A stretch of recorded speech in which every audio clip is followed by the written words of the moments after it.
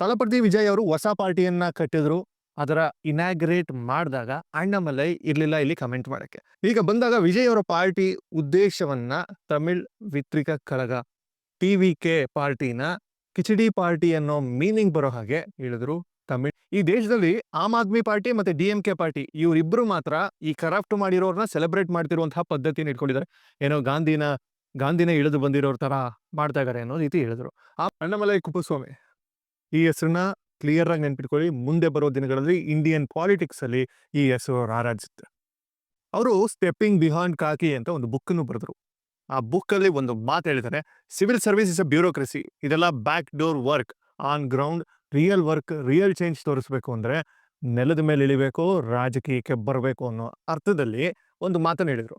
But ಇವತ್ತು ಅವರು trending ಅಲ್ಲಿ ಯಾಕಿದ್ದಾರೆ ಅಂತಂದ್ರೆ, ಅವರು ಲಂಡನ್ ಇಂದ ವಾಪಸ್ ಬಂದ್ರು. 3 ತಿಂಗಳ ನಂತರ ಒಂದು ಕೋರ್ಸ್ ಮುಗಿಸಿ ಆಕ್ಸ್ಫರ್ಡ್ ಯೂನಿವರ್ಸಿಟಿಯಿಂದ, ಅದು ಕೂಡ ಪೊಲಿಟಿಕಲ್ ಕೆರಿಯರ್ ಮಧ್ಯ. ರೀಸೆಂಟ್ಲಿ ತಮಿಳುನಾಡಲ್ಲಿ ಲೋಕಸಭಾ ಎಲೆಕ್ಷನ್ ನಡೀತು. ಅವರು ಕೊಯಂಬತ್ತೂರ್ನಲ್ಲಿ ನಿಂತರು. ಎಲೆಕ್ಷನ್ಗೆ first time BJP double digit vote ಶೇರ್ನ ಟಚ್ ಮಾಡಿದ್ರು ಕೂಡ ಡಿಎಂಕೆ ಕ್ಲೀನ್ ಸ್ವೈಪ್ ಅಲ್ಲಿ ವಿನ್ ಆಯ್ತು. ಸೊ ಸೆಲ್ಫ್ ಇಂಟ್ರೋಸೆಪ್ಷನ್ಗೋಸ್ಕರ ಇಂಡಿಯನ್ ಪಾಲಿಟಿಕ್ಸ್ ನ ಗ್ಲೋಬಲ್ ವ್ಯೂ ಪಾಯಿಂಟ್ ಅಲ್ಲಿ ತಿಳ್ಕೋಬೇಕು ಅನ್ನೋ ಹೊಸ ಪರ್ಸೆಪ್ಟಿವ್ ನ ಕಲ್ತ್ಕೊಳ್ಳಕ್ಕೆ ಅವರಲ್ಲಿಗೆ ಹೋಗಿದ್ರು. ತಲಪತಿ ವಿಜಯ್ ಅವರು ಹೊಸ ಪಾರ್ಟಿಯನ್ನ ಕಟ್ಟಿದ್ರು.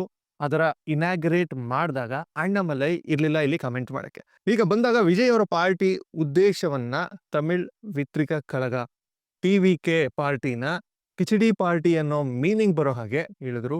ತಮಿಳ್ನಾಡಲ್ಲಿ ಈ ಡೈಲಾಗ್ ಸಂಚಲನ ಸೃಷ್ಟಿ ಮಾಡ್ತು. ಈ ವಿಡಿಯೋಲಿ ಅದನ್ನ ಎಕ್ಸ್ಪ್ಲೈನ್ ಮಾಡ್ತೀನಿ.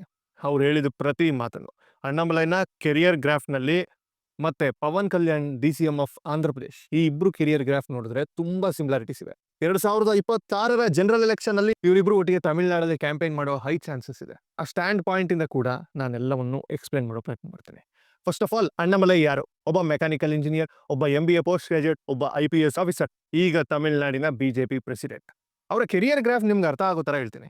ವಿಜಯ್ ಅವರ ಪಾರ್ಟಿನ ಹೇಗೆ ಕ್ರಿಟಿಸೈಸ್ ಮಾಡಿದ್ರು, ಆಮೇಲೆ ಈ ದ್ರಾವಿಡಿಯನ್ ಪಾಲಿಟಿಕ್ಸ್ ವೀಕ್ ಆಗಿರೋ ಈ ತಮಿಳ್ನಾಡು ಪಾಲಿಟಿಕ್ಸ್ ಅಲ್ಲಿ ಅವ್ರು ಯಾಕೆ ಒಂದು strong contender. Mind you, Annamalai ಇಲ್ಲಿವರೆಗೂ ಸೋತಿದ್ದಾರೆ, ಸೋತ್ಕೊಂಡೇ ಬಂದಿದ್ದಾರೆ, ಆದ್ರೂ ಹೋಪ್ ಎಲ್ಲೂ ಬಿಟ್ಕೊಟ್ಟಿಲ್ಲ. ಅದಕ್ಕೆ ನಾನು ಸ್ಟ್ರಾಂಗ್ ಕಂಟೆಂಡರ್ ಅಂತ ಹೇಳ್ತಾ ಇದ್ದೀನಿ. ಇದೆಲ್ಲ ಒಂದು 10 ಮಿನಿಟ್ಸ್ ಅಲ್ಲಿ ಎಕ್ಸ್ಪ್ಲೈನ್ ಮಾಡ್ತೀನಿ. ನನ್ನ ಕಡೆಯಿಂದ ಡೈಲಿ ಒಂದೊಂದು ವಿಡಿಯೋ ಬರ್ತಾನೆ ಇರುತ್ತೆ ಇದೇ ತರ ಇಂಟ್ರೆಸ್ಟಿಂಗ್ ಬರ್ನಿಂಗ್ ಇಶ್ಯೂಸ್ ಮೇಲೆ. ನಾನು ಹಾಕಿದ ವಿಡಿಯೋ ನಿಮ್ಮವರೆಗೂ ಬರ್ಬೇಕಲ್ವಾ? ಬರ್ಬೇಕಂದ್ರೆ ಸಬ್ಸ್ಕ್ರೈಬ್ ಮಾಡ್ಕೊಳ್ಳಿ. ಮಾಡ್ಕೊಂಡ್ರ ಹೋಗೋಣ ವಿಡಿಯೋ ಒಳಗೆ. ಅಣ್ಣಾಮಲೈ ಬಗ್ಗೆ ತಿಳ್ಕೊಳ್ಳೋಣ. ಅದೇನ್ ಕಿಚಡಿ ಪಾಲಿಟಿಕ್ಸ್ ಅಂದ್ರು ನೋಡೋಣ. ಅಣ್ಣಾಮಲೈ ವಿಜಯ್ ಪಾರ್ಟಿ ಮೇಲೆ ಹಾಕಿರೋ ಒಂದು ಕಿಚಡಿ ಪಾಲಿಟಿಕ್ಸ್ ಕಮೆಂಟ್ ನ ಒಂದು ಕ್ಲಿಯರ್ ಸ್ಟ್ಯಾಂಡ್ ಪಾಯಿಂಟ್ ನಿಮ್ಗೆ ಅರ್ಥ ಆಗಬೇಕಂದ್ರೆ ನಿಮಗೆ ಸ್ವಲ್ಪ ಬೇಸಿಕ್ಸ್ ನ ಎಕ್ಸ್ಪ್ಲೈನ್ ಮಾಡ್ತೀನಿ. ಅಣ್ಣಾಮಲೈ ಯಾರು ಅನ್ನೋದನ್ನ ಕ್ವಿಕ್ ಆಗಿ ಹೇಳ್ಬಿಡ್ತೀನಿ, ಕ್ಲಿಯರ್ ಆಗಿ ಕೇಳಿಸ್ಕೊಳ್ಳಿ. ಅವರು ಜೂನ್ 6, 1984ರಲ್ಲಿ ಹುಡ್ತಾರೆ. ತಮಿಳುನಾಡಿನ ಕರೂರ್ ಡಿಸ್ಟ್ರಿಕ್ಟ್ ನಲ್ಲಿ ಪಟ್ಟಾಂಬಟ್ಟಿ ಅನ್ನುವಂತಹ ಒಂದು ಸಣ್ಣ ವಿಲೇಜ್ ನಲ್ಲಿ, ಸಣ್ಣ ಹಳ್ಳಿಯಲ್ಲಿ ಹುಟ್ಟಿ 32 ಮನೆ ಅಷ್ಟೇ ಇರೋದು ಹಳ್ಳಿಲಿ. ಇನ್ನ ಕರೆಕ್ಟ್ ಆಗಿ ಹೇಳ್ಬೇಕು ಅಂತಂದ್ರೆ ಇಡೀ ಊರಿಗೆ ಇವರು ಮತ್ತೆ ಇವ್ರ ತಂಗಿ ಅಷ್ಟೇ ಗ್ರಾಜುಯೇಟ್ ಮಾಡಿರೋದು. ಕೊಯಂಬತ್ತೂರಲ್ಲಿ PS ಇಂಜಿನಿಯರಿಂಗ್ ಅಂತ ಒಂದು ಕಾಲೇಜ್ ಇದೆ, ಅಲ್ಲಿ ಮೆಕ್ಯಾನಿಕಲ್ ಇಂಜಿನಿಯರ್ನ ಓದ್ತಾರೆ. ಅವ್ರೊಂದ್ ಕಡೆ ಈ ಪರ್ಟಿಕ್ಯುಲರ್ ಇಂಜಿನಿಯರಿಂಗ್ ಕಾಲೇಜ್ ಲೈಫ್ ಬಗ್ಗೆನೇ ಮಾತಾಡ್ಬೇಕಾದ್ರೆ 2024ವರೆಗೂ ನಾನು ಏನ್ ಮಾಡ್ಬೇಕು ಅಂತ ಗೊತ್ತೇ ಇರಲಿಲ್ಲ. 2-3 ವರ್ಷ ಓದಬೇಕಾದ್ರೆ ತುಂಬಾ ಕನ್ಫ್ಯೂಷನ್ ಅಲ್ಲಿ ಇದ್ದೆ ಅಂತ ಹೇಳ್ಕೊಂಡಿದ್ರು. ನಮ್ಮಲ್ಲಿ ಓದ್ತಿರೋ ತುಂಬಾ ಇಂಜಿನಿಯರಿಂಗ್ ಸ್ಟೂಡೆಂಟ್ಸ್ಗೆ ಈ ಒಂದು ಇನ್ಸಿಡೆಂಟ್ ಸಿಂಕ್ ಆಗಿರುತ್ತೆ. ಇದೆಲ್ಲ ಬಿಡಿ, ಇಮಿಡಿಯೇಟ್ ಆಗಿ MBAನ IIM ಅಲ್ಲಿ ಮಾಡಿದ್ರು. ಅಷ್ಟು ಸುಲಭ ಅಲ್ಲ ಅಲ್ಲಿ ಸೀಟ್ ತಗೊಳ್ಳೋದು. ಹಂಗೆ MBA ಮಾಡ್ಬೇಕಾದ್ರೆ UPSCನ ಕ್ರ್ಯಾಕ್ ಮಾಡಬೇಕು, ನಮ್ಮ ದೇಶಕ್ಕೆ, ನಮ್ಮ ನೆಲಕ್ಕೆ ನಾವೇನಾದ್ರೂ ಮಾಡ್ಬೇಕು ಅನ್ನೋ ಆಸೆ ಇತ್ತು. ಆ ಆಸೆಲಿ ಎಕ್ಸಾಮ್ನ ಬರೆದ್ರು. UPSC ಎಕ್ಸಾಮ್ನ ಎಂಟ್ರೆನ್ಸ್ ಅಲ್ಲಿ 244ನೇ ರ್ಯಾಂಕ್ ತಗೊಂಡ್ರು. ಅದು ಚಿಕ್ಕ ಸಾಧನೆ ಅಲ್ಲ. ಅದು ಅಲ್ಲದೆ ಒಂದು ಹಳ್ಳಿಯಿಂದ ಬಂದು 244ನೇ ರ್ಯಾಂಕ್ ಅಂದ್ರೆ ತಮಾಷೆ ವಿಷಯ ಅಲ್ಲ. ಕರ್ನಾಟಕ ಕ್ಯಾಡರ್ IPS ಆಫೀಸರ್ ಆಗಿ ಬಂದ್ರು. ಆ ಟೈಮಲ್ಲಿ ಯಡಿಯೂರಪ್ಪ CM. ಅವರು ಕರ್ನಾಟಕದ IPS ಆಫೀಸರ್ ಆಗಿದ್ದಾಗ ಕರ್ನಾಟಕದ ಸಿಂಗಂ ಅಂತ ಕರೆಸ್ಕೊಂಡವರು. 2011ರ IPS ಬ್ಯಾಚ್ ಅವರು. ಈ ಡೇಟ್ ತುಂಬಾ ಇಂಪಾರ್ಟೆಂಟ್, ನೆನ್ಪಿಟ್ಕೊಳ್ಳಿ. 2013ರಲ್ಲಿ ASP ಆಗಿ ಸ್ಟಾರ್ಟ್ ಆಗಿದ್ದು ಕೆರಿಯರ್. ಈ ಮಧ್ಯ ಮಸೂರಿ ಟ್ರೈನಿಂಗ್. 2011ರಿಂದ 2003 ಏನ್ ಗ್ಯಾಪ್ ಇದೆ, ಅಲ್ಲಿ ಟ್ರೈನಿಂಗ್ ಪೀರಿಯಡ್. ಅದು ಉಡುಪಿ ಇದೆಯಲ್ಲ, ಅಲ್ಲಿ 2016ರ ಎಂಡಿಂಗ್ ಅಲ್ಲಿ SP ಆಗಿ ಪ್ರಮೋಷನ್ ಆದಾದ್ಮೇಲೆ ಬೆಂಗಳೂರು ಸೌತ್ DCP ಆದ್ರು.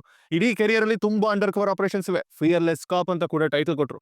ಬಟ್ ಎವ್ರಿಬಡಿ ಶಾಕ್, 2019 ಮಿಡ್ ಅಲ್ಲಿ ರೆಸಿಗ್ನೇಷನ್ ಕೊಟ್ಬಿಟ್ರು.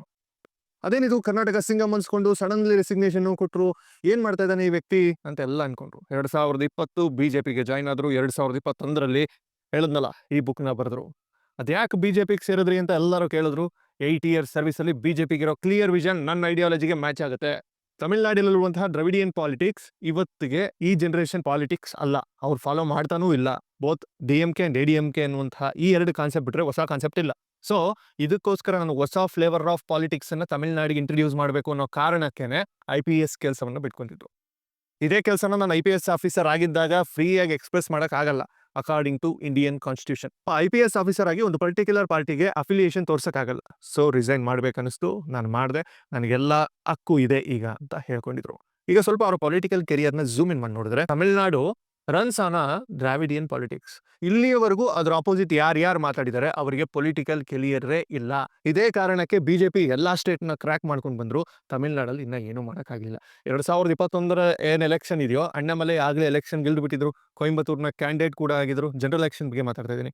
234 ಸೀಟಲ್ಲಿ 4 ಸೀಟ್ ಮಾತ್ರ ಬಿಜೆಪಿಗೆ ಬಂತು. ಅವ್ರ BJP it's a positive side. ಯಾಕಂತಂದ್ರೆ ತಮಿಳ್ನಾಡಲ್ಲಿ ನರೇಂದ್ರ ಮೋದಿ ಬರ್ತಾರೆ ಅಂತ ಗೊತ್ತಾದ್ರೆ ಗೋ ಬ್ಯಾಕ್ ಮೋದಿ ಬರ್ಬೇಡ ಅಂತ ಗಲಾಟೆಗಿಳ್ತಾ ಇದ್ದಂತ ಜನ ಅದೇ ಪ್ರಜೆಗಳಿಂದ ಅಟ್ಲೀಸ್ಟ್ 4 ಸೀಟ್ ಆದ್ರೂ ತಗೊಂಡ್ರು. ಆಸ್ ಎ ನ್ಯಾಷನಲ್ ಪಾರ್ಟಿ ನಿಜಕ್ಕೂ ಅದೊಂದು ಅವಮಾನನೇ, ಬಟ್ ದಟ್ಸ್ ಓಕೆ. 2024 ಮೊನ್ನೆ ನಡೀತಾರ ಲೋಕಸಭಾ ಚುನಾವಣೆ, ಅದರಲ್ಲಿ ಒಂದು ಸೀಟು ಬಿಜೆಪಿ ಗೆದ್ದಿಲ್ಲ. ಬಟ್ ನೀವು ಇದರಲ್ಲಿ ಗುರುತಿಸಬೇಕಾಗಿರೋದು ಏನೇಳಿ, BJP first time double digit vote ಶೇರ್ನ ತಗೊಂಡಿರೋದು. ಈ ಸೋಲಿನ ನಂತರ ಅಣ್ಣಾಮಲೈ ಬ್ರೇಕ್ ತಗೊಂಡು ಒಂದು 3 ತಿಂಗಳು ಸೆಲ್ಫ್ ಇಂಟ್ರೋಸ್ಪೆಕ್ಷನ್ಗೋಸ್ಕರ ಒಂದು ಕೋರ್ಸ್ನ ಮಾಡಕ್ಕೆ ಲಂಡನ್ಗೆ ಹೋದ್ರು. ಅಲ್ಲಿ ಆಕ್ಸ್ಫರ್ಡ್ ಯೂನಿವರ್ಸಿಟಿಯಲ್ಲಿ ಪೊಲಿಟಿಕ್ಸ್ಗೆ ಸಂಬಂಧಪಟ್ಟಿದ್ದೇ ಒಂದು ಕೋರ್ಸ್ ಅನ್ನು ಮುಗಿಸಿ ಬಂದ್ರು. ಇಲ್ಲೇ ಪವನ್ ಕಲ್ಯಾಣ್ ಜೊತೆ ಕಂಪ್ಯಾರಿಸನ್ ಸ್ಟಾರ್ಟ್ ಆಗಿತ್ತು. ಪವನ್ ಕಲ್ಯಾಣ್ ಜನಸೇನಾ ಪಾರ್ಟಿ ಇಟ್ಟಾಗಿಂದ ಎಷ್ಟೋ ಸೋಲನ್ನು ನೋಡಿದ್ರು, ಆದ್ರೆ ಎಲ್ಲೂ ಸೋಲ್ಗೆ ಎದುರಲಿಲ್ಲ, ಗಟ್ಟಿಯಾಗಿ ನಿಂತರು. ಈಗ ಗೆದ್ದ ಮೇಲೆ ಏನ್ ಮಾಡ್ತಾರೆ ಅನ್ನೋದು ಸಮಯನೇ ನಿರ್ಣಯ ಮಾಡುತ್ತೆ. ಆದ್ರೆ ನಿಲ್ಲದಿದೆಯಲ್ಲ ಅದು ಇಂಪಾರ್ಟೆಂಟ್. ಮೊನ್ನೆ ಮಹಾರಾಷ್ಟ್ರ ಚುನಾವಣೆ ಬಂದಾಗ ಅಲ್ಲಿಗೆ ಹೋಗಿ ಬಂದ್ರಲ್ಲ, ಕ್ಯಾಂಪೇನ್ ಮಾಡ್ಕೊ ಬಂದ್ರಲ್ಲ, ಅದೇ ತರ 2026ರಲ್ಲಿ ತಮಿಳ್ನಾಡು ಎಲೆಕ್ಷನ್ಗೆ ನರೇಂದ್ರ ಮೋದಿ ಅವರು ಪವನ್ ಕಲ್ಯಾಣ್‌ನ ಅಣ್ಣಾಮಲೈ ಪಕ್ಕ ನಿಲ್ಲಿಸ್ತಾರೆ ಅಂತ ಎಲ್ಲರ ಎಕ್ಸ್ಪೆಕ್ಟೇಷನ್. ಈಗ ಇವರಿಬ್ರು ಕೆರಿಯರ್ ಬಗ್ಗೆ ಮಾತಾಡೋ ಪೀಕ್ ನಲ್ಲಿ ಇರ್ಬೇಕಾದ್ರೆ ಇಲ್ಲಿ ಪವನ್ ಕಲ್ಯಾಣ್ ಏನೋ ಪವರ್ ಸ್ಟಾರ್ ಅಂತ ಜನ ಆರಾಧಿಸ್ತಾ ಇದ್ರೆ, ಕರ್ನಾಟಕದಲ್ಲಿ ಅಣ್ಣಾಮಲೈ ಕರ್ನಾಟಕ ಸಿಂಗಂ ಅಂತ ಕಿರ್ಚಾಡ್ತಾ ಇದ್ರು. ಆದ್ರೆ ಇವರಿಬ್ರು ಅದಕ್ಕೆ ಪಕ್ಕಕ್ಕಿಟ್ಟು ಪಾಲಿಟಿಕ್ಸ್ ಬಂದ್ಬಿಟ್ರು. ಅಫ್ಕೋರ್ಸ್ ಪವನ್ ಕಲ್ಯಾಣ್ ಸಿನಿಮಾ ಮಾಡೋದೇ ನಿಲ್ಸಿಲ್ಲ, ಪಾರ್ಟಿ ಫಂಡ್ಸ್ಗೋಸ್ಕರ ನಾನು ಸಿನಿಮಾ ಮಾಡ್ತಿರೋದು ಅಂತ ಹೇಳ್ಕೊಳ್ತಾ ಇದ್ದಾರೆ. ಆಲ್ 2026ರ ಎಲೆಕ್ಷನ್ ಮೇಲೆ ಅವರ ಗೆಲುವಿನ ಬಗ್ಗೆ ಪಾಸಿಟಿವ್ ಅಂತೂ ಇದ್ದಾರೆ ಇಬ್ರು. ಅವರು ಈ ಲಂಡನ್ ಟ್ರಿಪ್ ಆದ್ಮೇಲೆ ಕೊಯಂಬತ್ತೂರ್ಗೆ ಬಂದ್ರಲ್ಲ, ಆಗ ಕಾರ್ಯಕರ್ತರು ಹೇಗೆ ರಿಸೀವ್ ಮಾಡ್ಕೊಂಡ್ರು ಅಂತ ಒಂದ್ಸಲ ನೋಡಿ. ಅವರು ಸ್ವಲ್ಪ ಕೀ ಪಾಯಿಂಟ್ಸ್ಗಳನ್ನ ಹೇಳಿದ್ರು. ಇಲ್ಲಿ ಅದನ್ನ ಸ್ವಲ್ಪ ಝೂಮ್ ಇನ್ ಮಾಡಿ ನೋಡೋಣ ಬನ್ನಿ. ಫಸ್ಟ್ ತಲಪತಿ ವಿಜಯ್ ಬಗ್ಗೆ ಮಾತಾಡಿದ್ರು. ರಿಪೋರ್ಟರ್ ಕೇಳಿದ್ರು, ವಿಜಯ್ ಅವರು ಒಂದು ಪಾರ್ಟಿ ಮಾಡಿದಾರಲ್ಲ, ನೀವಿರ್ಲಿಲ್ಲ, ನೀವೇನಂತೀರಾ ಟಿವಿಕೆ ಮೇಲೆ, ನಿಮ್ಮ ಒಪಿನಿಯನ್ ಏನು, ಅವ್ರ ಪಾರ್ಟಿ ಬಗ್ಗೆ ಏನಂತೀರಾ? ಟಿವಿಕೆ ಅಂತಂದ್ರೆ ತಮಿಳಿಗ ವಿಟ್ರಿ ಕಳಗಂ ಅಂತ ಒಂದು ಪಾರ್ಟಿ ಮಾಡಿದ್ದಾರೆ ವಿಜಯ್ ಅವರು, ಅದ್ರ ಬಗ್ಗೆ ನಿಮ್ಮ ಒಪಿನಿಯನ್ ಏನು ಅಂತ ಕೇಳಿದ್ರು. ಅದಕ್ಕೆ ಅವರು, ವಿಜಯ್ ಒಬ್ಬ ಒಳ್ಳೆ ನಟ, ಅವ್ರ ಮೇಲೆ ನನಗೆ ನಂಬಿಕೆ ಇದೆ, ಅವ್ರ ಮೇಲೆ ಜನರಿಗೂ ಕೂಡ ನಂಬಿಕೆ ಇದೆ, ಅವ್ರು ಏನ್ ಹೇಳ್ತಾರೆ ಅದನ್ನ ಜನ ನಂಬ್ತಾರೆ, ಅಂಡ್ ಯಂಗ್ ಬ್ಲಡ್ ಪಾಲಿಟಿಕ್ಸ್ಗೆ ಬರಬೇಕು, ಒಳ್ಳೇದು ಅಂತ ಹೇಳಿದ್ರು. ಬಟ್ ಇದರಲ್ಲಿ ನೀವು ನೆನ್ಪಿಟ್ಕೋಬೇಕಾಗಿರೋ ವಿಷಯ ಇನ್ನೊಂದಿದೆ. 1 ಇಯರ್ ಕೂಡ ಆಗಿಲ್ಲ ಅವರು ಪಾರ್ಟಿ ಸ್ಟಾರ್ಟ್ ಮಾಡಿ, ಅವ್ರ ಕೆಲಸ ಅದ್ರ ಬಗ್ಗೆ ಇನ್ನು ನಮ್ಗೆ ಯಾವುದೇ ಕ್ಲಾರಿಟಿ ಸಿಕ್ಕಿಲ್ಲ, ಅದ್ರ ಬಗ್ಗೆ ನಾನು ಕಮೆಂಟ್ ಮಾಡಲ್ಲ, ಕ್ಲಾರಿಟಿ ಸಿಗ್ದಲ್ಲ ಕಮೆಂಟ್ ಮಾಡೋದು ತಪ್ಪು ಅಂತ ಹೇಳೋದು. ಆದ್ರೆ ಅವ್ರ ಫಿಲಾಸಫಿ ಏನಿದೆಯೋ, ಎಲ್ಲರೂ ಕಟ್ಔಟ್ ಹಾಕ್ಸಿ, ವೇಲು ನರ್ಸರಿ ಇಂದ ಹಿಡಿದು EV ರಾಮಸ್ವಾಮಿವರೆಗೂ ಅಂಬೇಡ್ಕರ್ ಅವ್ರ ಕಟೌಟ್ನು ಹಾಕ್ಸಿ ಎಲ್ಲರ ಫ್ಯಾನ್ಸ್ನು ಅಟ್ರಾಕ್ಟ್ ಮಾಡಕ್ ಟ್ರೈ ಮಾಡ್ತಿದ್ದಾರೆ ಅಷ್ಟೇ. At the same time ದ್ರವಿಡಿಯನ್ politics ಸ್ವಲ್ಪ ವೀಕ್ ಆಗ್ತಿರೋ ತಮಿಳ್ನಾಡಲ್ಲಿ DMK ಆಗಲಿ, AIDMK ಆಗಲಿ, ಇವ್ರನ್ನ ಬಿಟ್ಟು ಇನ್ನೊಂದು ದ್ರವಿಡಿಯನ್ ಪಾರ್ಟಿ ಆಗಿ TVK ಅಷ್ಟೇ, ತಮಿಳ್ನಾಡು ವೋಟ್ ಶೇರ್ ಏನಿದೆ ಈ 3 ಪಾರ್ಟಿಗೂ ಶೇರ್ ಆಗುತ್ತೆ. ಇದರಿಂದ ಬಿಜೆಪಿಗೆ ಏನೂ ನಷ್ಟ ಆಗಲ್ಲ ಅಂತ ಹೇಳಿದ್ರು. But for 2026 all about coalition politics. ಒಂದು ಸಿಂಗಲ್ ಪಾರ್ಟಿ ಬಂದು ಅಧಿಕಾರ ಮಾಡಕ್ಕಾಗಲ್ಲ, ಅದು NDA ಕೂಟ ಆದ್ರೂ ಅಷ್ಟೇ, ಬೇರೆ ಕೂಟ ಆದ್ರೂ ಅಷ್ಟೇ. ಇದನ್ನೇ ಸೇಮ್ ವಿಜಯ್ ಕೂಡ ಹೇಳ್ತಿದ್ದಾರೆ. ಅವ್ರು ಯಾವ ಪಾರ್ಟಿ ಅಫಿಲಿಯೇಟ್ ಮಾಡ್ಕೋತಾರೋ ಆರ್ ಇವ್ರು ಯಾವ್ರನ್ನ ಜೊತೆಗೆ ಹಾಕತಾರೋ ಅಂತ ಹೇಳಿದ್ರು. ಇವರು ಇನ್ನೊಂದು ಮಾತು ಹೇಳಿದ್ರು, ಈ ದೇಶದಲ್ಲಿ ಆಮ್ ಆದ್ಮಿ ಪಾರ್ಟಿ ಮತ್ತೆ DMK ಪಾರ್ಟಿ ಇವರಿಬ್ರು ಮಾತ್ರ ಈ ಕರಪ್ಟ್ ಮಾಡಿರೋರ್ನ ಸೆಲೆಬ್ರೇಟ್ ಮಾಡ್ತಿರುವಂತಹ ಪದ್ಧತಿನ ಇಟ್ಕೊಂಡಿದ್ದಾರೆ. ಏನೋ ಗಾಂಧಿನ ಇಳಿದು ಬಂದಿರೋರ್ ತರ ಮಾಡ್ತಾ ಇದಾರೆ ಅನ್ನೋ ರೀತಿ ಹೇಳಿದ್ರು. ಆಮ್ ಆದ್ಮಿ ಪಾರ್ಟಿಲಿ ಅದೇ ನಡೀತಾ ಇದೆ. ಅರವಿಂದ್ ಕೇಜ್ರಿವಾಲ್ ಇಶ್ಯೂಲಿ ಪ್ರೈಮ್ ಆಫ್ ಅಸಿ ಬಂದ್ರು ಕೂಡ, ಪ್ರೈಮ್ ಆಫ್ ಅಸಿ ಅಂದ್ರೆ ಏನು ಅಂತ ಹೇಳ್ಬಿಡ್ತೀನಿ ನೋಡಿ. ಪ್ರೈಮರಿ ಎವಿಡೆನ್ಸ್ ಅಲ್ಲಿ ಕ್ರೈಮ್ ನಡೆದಿದೆ, ನೀನ್ ಅದನ್ನ ಏನಾದ್ರೂ ತಪ್ಪು ಅಂತ ಪ್ರೂವ್ ಮಾಡದೆ ಹೋದ್ರೆ ಆ ಆರೋಪ ಹಂಗೆ ಇರುತ್ತೆ ಅನ್ನೋದನ್ನೇ ಪ್ರೈಮ್ ಆಫ್ ಅಸಿ ಅಂತಾರೆ. ಸೊ ಈ ಪ್ರೈಮ್ ಆಫ್ ಅಸಿಲಿ ಅವರಿಗೆ ಬೇಲ್ ಬಂದಿಲ್ಲ. ಯಾವಾಗ ಈ ಚಾರ್ಜ್ ಶೀಟ್ ಫೈಲ್ ಆಯ್ತೋ, ಈ ಎವಿಡೆನ್ಸ್ ನ ಸಬ್ಮಿಟ್ ಮಾಡಕ್ ಆಗದೆ ಬೇಲ್ ಬಂದ್ರೆ ಅವ್ರು ಅದನ್ನ ಸೆಲೆಬ್ರೇಟ್ ಮಾಡ್ತಿದಾರಲ್ಲ ಅಂತ ಹೇಳಿದ್ರು. ಮೊನ್ನೆ DMKಲೂ ಕೂಡ ಅದೇ ರೀತಿ ಆಯ್ತು, ಸೆಂದಿಲ್ ಭಾರದ್ವಾಜ್ ಅನ್ನುವಂತಹ ವ್ಯಕ್ತಿಯ ಕೇಸ್ನಲ್ಲಿ. ಇವರಿಬ್ಬರ ಕೇಸ್ ಬಗ್ಗೆ ಡೀಟೇಲ್ಸ್ ಬೇಕು ಅಂತಂದ್ರೆ ಕಮೆಂಟ್ ಮಾಡಿ, ಐ ಡೆಫಿನೆಟ್ಲಿ ಬ್ರಿಂಗ್ ದಟ್. 3ನೇ ಪಾಯಿಂಟ್ ಹೇಳಿದ್ರು. 3ನೇ ಪಾಯಿಂಟ್ ಅವ್ರು ಹೇಳ್ತಿದ್ರು, ಡೈನೆಸ್ಟಿ ಪಾಲಿಸಿ ಎಲ್ಲಿರುತ್ತೆ ಅಲ್ಲಿ ಡೆಮೋಕ್ರಸಿ ಇರಲ್ಲ ಅಂತ. ಈ ಉದಯನಿಧಿ ಯಾರು ಗೊತ್ತಲ್ಲ, ಸನಾತನ ಧರ್ಮ ನಾಶ ಮಾಡ್ತೀನಿ ಅಂತ ಹೇಳಿದಂತ ವ್ಯಕ್ತಿ, ಅವ್ರನ್ನ ಕರ್ಕೊಂಡ್ ಬಂದು MLA ಅಂತಂದ್ರು. ಬೇಡ ಮಿನಿಸ್ಟರ್ ಮಾಡ್ಬಿಡೋಣ ಅಂದ್ರು. ಆಮೇಲೆ ಏನೋ ಸಡನ್ ಆಗಿ DCM ಇಲ್ವಾ, ಅದಾದ್ಮೇಲೆ DCM ನೆಕ್ಸ್ಟ್ CM ಮಾಡಿದ್ರು. ಏನು ಆಶ್ಚರ್ಯ ಪಡ್ಬಿಡಿ, ಇದರಲ್ಲಿ ಎಲ್ಲೂ ಕೂಡ ಒಂದು ಮೆರಿಟು ಕೂಡ ಕಾಣಿಸ್ತಾ ಇಲ್ಲ. ಡೈನೆಸ್ಟಿ ಪಾಲಿಸಿ ತುಂಬಾ ದಿನ ಇರಲ್ಲ, ಡಿಎಂಕೆಗೆ ಫ್ಯೂಚರು ಇಲ್ಲ ಅನ್ನುವಂತಹ ಮಾತನ್ನು ಕೂಡ ಹೇಳ್ತಾರೆ. ಇನ್ನು ಉದಯನಿಧಿ ಸ್ಟಾಲಿನ್ ಯಾರು ಅಂತ ಏನಾದ್ರೂ ಡೌಟ್ ಇದ್ರೆ ನೆನ್ಪಿಟ್ಕೊಳ್ಳಿ, ಸನಾತನ ಧರ್ಮದ ನಾಶ, ಡೆಂಗಿ ಜ್ವರ ಈ ವಿಚಾರಗಳನ್ನ ಮಾತಾಡಿದವರು. ಇನ್ನು ತಮಿಳ್ನಾಡು ಪಾಲಿಟಿಕ್ಸ್ ನಾವು ನೋಡ್ಬೇಕು.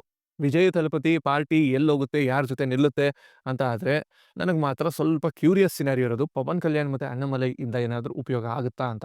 Only the time will tell. ನಿಮ್ಗೆ ಏನ್ ಅನ್ಸುತ್ತೆ ಕೆಳಗಡೆ ಕಮೆಂಟ್ ಮಾಡಿ ಬರೀರಿ. ಅಂಡ್ ಅಣ್ಣಾಮಲೈ ಕಮ್ಯುನಲ್ ಪರ್ಸನ್ ಅಂತ ಎಲ್ಲರೂ ಅನ್ಕೋತಾರೆ. ನಮ್ಮ ಕರ್ನಾಟಕದಲ್ಲಿ ಬಾಬಾ ಬುಡನ್ಗಿರಿ ದರ್ಗಾ ಇಶ್ಯೂ ಇತ್ತು ಗೊತ್ತಾ, ಕರ್ನಾಟಕ ಚಿಕ್ಕಮಂಗ್ಳೂರಲ್ಲಿ 2017ರಲ್ಲಿ IPS ಆಗಿದ್ರಲ್ಲ, ಆವಾಗ ಅವರು ಏನ್ ಮಾಡಿದ್ರು ಅಂತ ಇಡೀ ಕರ್ನಾಟಕ ನೋಡಿದೆ. ಎರಡು ಸಮುದಾಯವನ್ನು ಕೂರಿಸಿ, ಹಿಂದೂ ಮುಸಲ್ಮಾನರು ಯಾರನ್ನೂ ಭೇದ ಭಾವ ಮಾಡ್ದಲೆ ಕೂರಿಸಿ ಒಂದು ಕಾಂಪ್ರಮೈಸ್ ಮಾಡಿಸಿದಂತಹ ಕೆಲಸವನ್ನ ಮಾಡಿದ್ರು. ಒಬ್ಬ ಲೀಡರ್ಗೆ ಇರಬೇಕಾದಂತಹ ಕ್ವಾಲಿಟಿ ಅನ್ನೋದನ್ನ ನಾನು ಅದನ್ನ ಹೇಳಕ್ ಇಷ್ಟಪಡ್ತೀನಿ. ಎರಡನೇದು, ಬಟ್ ನನ್ನ ಕೇಳಿದ್ರೆ ವಿಜಯ್ ತಲಪತಿಗೆ ಒಂದು ಕರೆಕ್ಟ್ ಕಾಂಪಿಟೇಟರ್ ಅಣ್ಣಾಮಲೈ ಅನ್ಸುತ್ತೆ.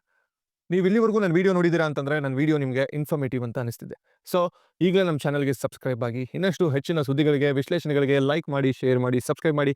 ನಾನು ವಿಕಾಸ್ ಶಾಸ್ತ್ರಿ, ನಿಮ್ಮ ಧ್ವನಿ. ನಮಸ್ಕಾರ.